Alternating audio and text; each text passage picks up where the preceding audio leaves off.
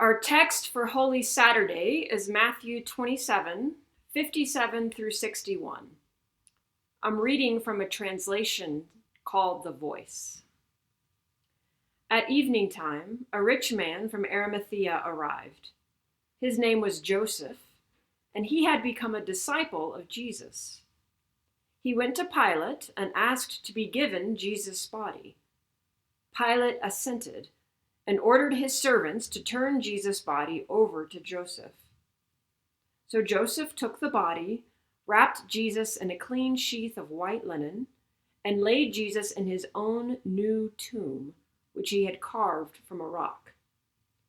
Then he rolled a great stone in front of the tomb's opening, and he went away. Mary Magdalene was there, and so was the other Mary. They sat across from the tomb, watching, remembering. This is the word of the Lord. May we hold it tenderly this day. Holy Saturday has long been my favorite day of Holy Week. But honestly, it's usually overlooked by most. It's rarely observed. We always rush right through it because, we're going to the store to get new shoes to match our Easter outfit. We're taking the kids to the neighborhood Easter egg hunt. We're grabbing that last thing we need at the grocery store for our family's Easter dinner. It is definitely an in-between day where no major event happens in Jesus' life, which is rare for Holy Week. But to me, that makes it all the more powerful because it is the day in Holy Week that really isn't about Jesus. Holy Saturday is about us, about our response to all we have journeyed through this week with Jesus, and all that we journey through in our lives on a regular basis.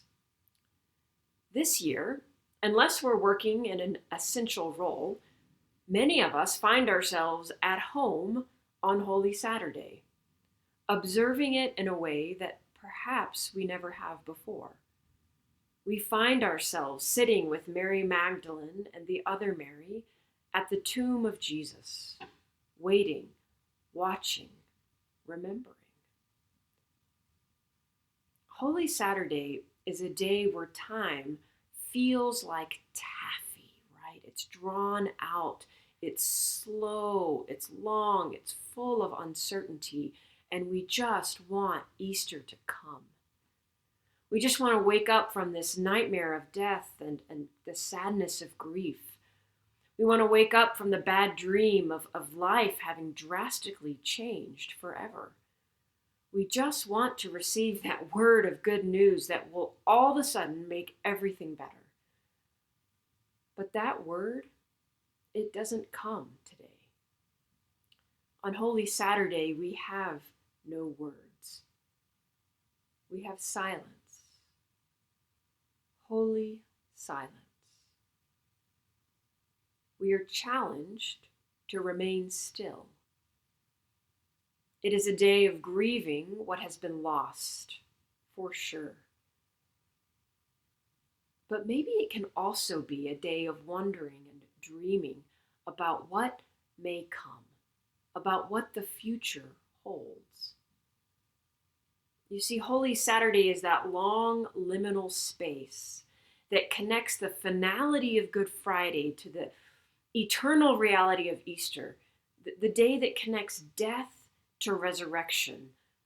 It is a day where both everything is lost and anything is possible. As poet Emily Gibson writes, this in-between day, after all had gone so wrong, before all will go so right, it puts us between the rock and the hard place, where all hope, love, and faith is squeezed from us, and literally life is kind of sapped from us. And the truth is, Holy Saturday evokes so much about the human condition that we can relate to. The ways we're called to let go of things, to grieve people that we love. the ways we're called to let go of identities or securities and then wonder what will rise up out of the ashes of our lives. We experience suffering because of pain or grief or great sorrow or tragedy, and sometimes we don't know if we will ever grasp joy again. Much of our lives rests in this space between loss and hope. This is especially true now in these days of COVID-19, where the prevailing story is suffering, death, loss, and an utter upheaval of the way our life has been. Like the women at the tomb, it may feel like we are just sitting at the tomb of our lives. Because the ways that we've been living, going to work, going to school, gathering together for worship, going out to grab a bite to eat, exercising at our gym, hugging, handshaking, all of that is no longer.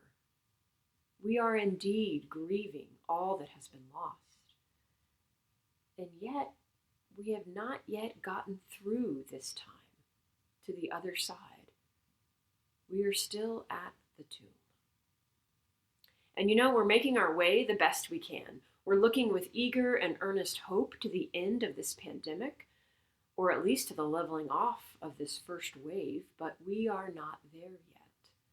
Resurrection may be coming, but now is the uncertainty and the unknowing, the sadness, the disconnection from one another, the coming to terms with all that is different about our lives. And all of this, in this moment we're in right now, all of it makes it feel like we are in a perpetual Holy Saturday, the longest day of the year that just seems to repeat itself each time we wake up in the morning and turn on the news. But I've often thought of Holy Saturday like a doorway. And not merely a doorway that transitions us from one thing to the next. It's not just a transition day between the crucifixion of Good Friday and the resurrection of Easter Sunday. Holy Saturday is itself a threshold full of possibility if we would merely be patient and awake enough to remain here and linger a little while longer so we can receive its gifts. Calvary, our practice this day is to really enter into this liminal space, to be present to it with every cell of our being, to make some time on this day to sit with all of the paradoxes of life and death. And it is not a comfortable place. So please be gentle, be grace-filled with yourself as you sit here. Bring yourself to be as fully present as you can to the discomfort of this day and this experience. Rest in this space of waiting and unknowing, and do your best to resist trying to come up with neat answers or resolutions or a timeline of when the good news will finally come, of when a hope-filled word will finally come into your life, wherever you are. Trust that good word will come. It will come. But for now, let what you are feeling today be enough. Imagine yourself sitting by the tomb with Mary Magdalene and the other Mary. Imagine yourself standing on this threshold, knowing that you cannot fully embrace what is on the other side until you have let this place shape and form your heart. This place of sitting by the tomb. Allow yourself to feel all the emotions that arise within you at this place. And honor this mystery, the paradox of the truth that we celebrate on this day. That on the one hand, yes, everything has been lost. Everything as we have known it in our lives is gone. Jesus has died. And yet, something else is around the corner.